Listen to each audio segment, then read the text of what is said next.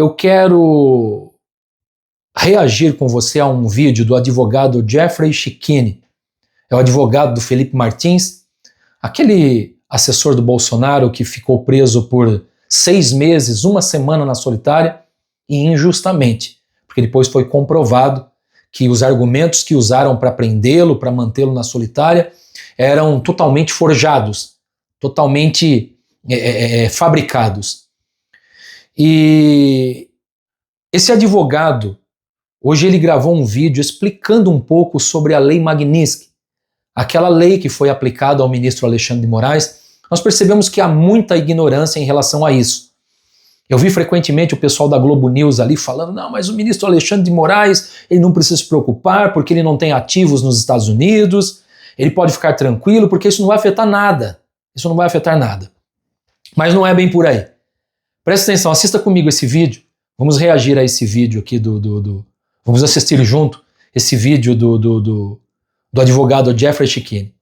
Acho que acabou Paris também. Veja essa postagem de agorinha do advogado do Donald Trump. Bancos europeus estão supostamente congelando os ativos de Alexandre de Moraes após a imposição de sanções pelos Estados Unidos. Surpreso? Não fique. Isso é padrão. Bancos globais, especialmente na Europa, congelam ativos rotineiramente após as designações de sanções da lei americana conhecida como Magnitsky, mesmo sem a ação da União Europeia. Por quê? Porque arriscar o acesso ao sistema do dólar americano é suicídio financeiro. Ao escolher entre Moraes e o acesso ao sistema financeiro dos Estados Unidos, é seguro presumir que os bancos não escolherão Moraes. Obviamente. Ele seguiu, olha só. Durante anos, Moraes congelou os ativos das vítimas que atacou por meio de discursos políticos postados online, inclusive por usuários americanos, em território americano. Agora ele está experimentando o próprio remédio. Bem-vindo às consequências reais das sanções dos Estados Unidos por violar direitos humanos de forma repetida e sistêmica. Isso aqui me fez lembrar dessa frase do Barroso. Sempre teremos Paris. Pois é, Barroso, você ainda tem a oportunidade de ir para a Europa. Alexandre de Moraes perdeu essa oportunidade. O que acontece? Qualquer empresa, qualquer instituição que queira operar nos Estados Unidos não poderá ter Alexandre de Moraes como cliente. Vocês acham que uma instituição de qualquer lugar do mundo vai preferir abandonar os Estados Unidos, deixar de operar nos Estados Unidos para manter a conta do Moraes? Óbvio que não. Ou seja, todos os bancos do mundo que queiram operar nos Estados Unidos já estão cancelando contas do ministro Alexandre de Moraes. Diz que o Bradesco já cancelou a conta dele, inclusive. Mas esse texto do advogado do Trump diz muito para aqueles que adoram dizer que está havendo uma invasão da soberania brasileira. Olha isso daqui, o que ele falou. Durante anos, Moraes congelou os ativos das vítimas que atacou por meio de discursos políticos, inclusive por usuários americanos em território americano. Veja, essa sanção contra Alexandre de Moraes é porque ele invadiu a soberania americana. Ele atacou cidadãos americanos em território americano. Olha só como diz muito essa postagem para calar a boca desses infelizes que ficam dizendo estar havendo uma invasão da soberania brasileira pelos Estados Unidos. Não tem nada disso. E olha, ele segue. Veja que interessante. Agora ele está experimentando o próprio remédio. Bem-vindo às consequências reais das sanções dos Estados Unidos por violar direitos humanos de forma repetida e sistemática. Por violar direitos humanos. Tem-se aqui um ministro da Suprema Corte brasileira que foi sancionado pelos Estados Unidos por ser violador de direitos humanos de forma repetida e sistemática. Pois é, nós temos no Brasil um ministro da Suprema Corte, um juiz da Corte Máxima do nosso país, que é tido perante o mundo como violador de direitos humanos. Vejam só, que lindo pra nossa cara. Vejam a legitimidade dos processos conduzidos por esse juiz, do tamanho de 0, né? Qual a autoridade da caneta desse juiz que perante o mundo é um ditador. Sensacional essa postagem, e ela diz muito. E é um grande recado pra você, hein, Barroso? Nos Estados Unidos você não pode entrar mais, mas pra Paris você ainda pode ir. Uma grande oportunidade para os demais ministros da Suprema Corte brasileira se redimirem e não seguirem nesse mesmo caminho. O mundo não gira, o mundo tomba. Eu tenho visto muita desinformação sobre o que está acontecendo no nosso país. O momento que o nosso país está atravessando é muita desinformação, mas essa desinformação ela está mais presente no meio dos cristãos. O que eu tenho visto de pessoas cristãs defendendo o ministro Alexandre de Moraes não está escrito. Agora à tarde, por exemplo, eu assisti a um vídeo de um react feito pelo pastor Rodrigo Mocelin sobre um pastor até famoso que usou aí, fez uso da sua rede social para expressar ali o seu apoio, dando força para o ministro Alexandre de Moraes, para que ele atravesse esse momento de cabeça erguida.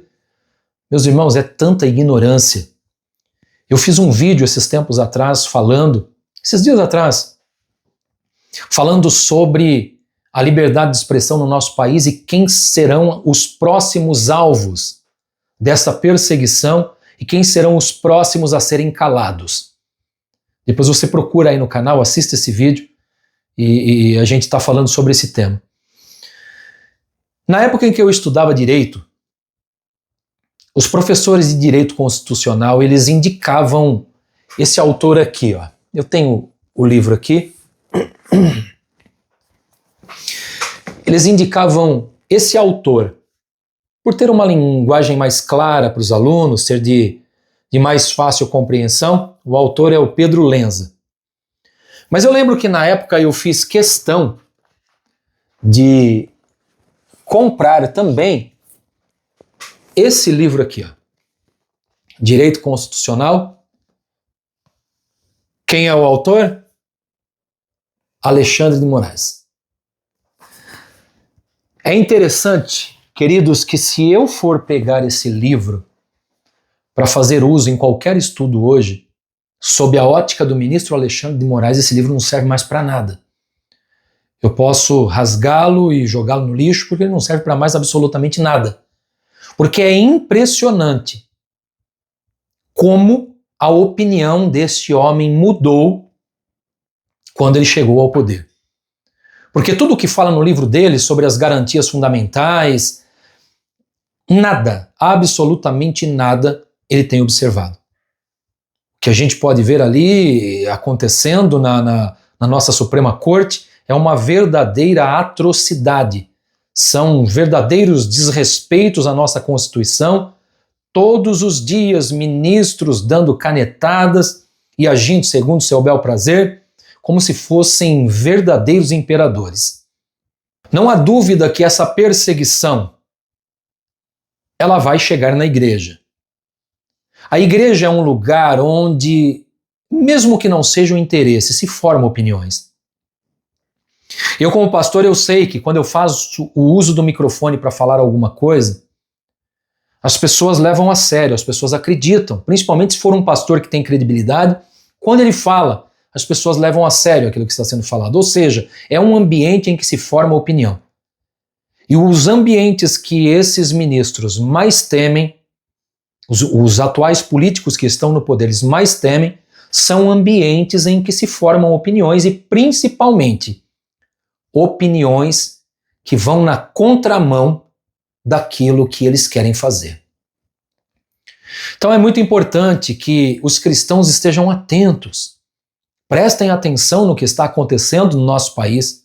Hoje ainda você tem o direito de se manifestar, de se expressar, mas se continuar nessa passada, não vai demorar muito e eles vão tirar esses nossos direitos.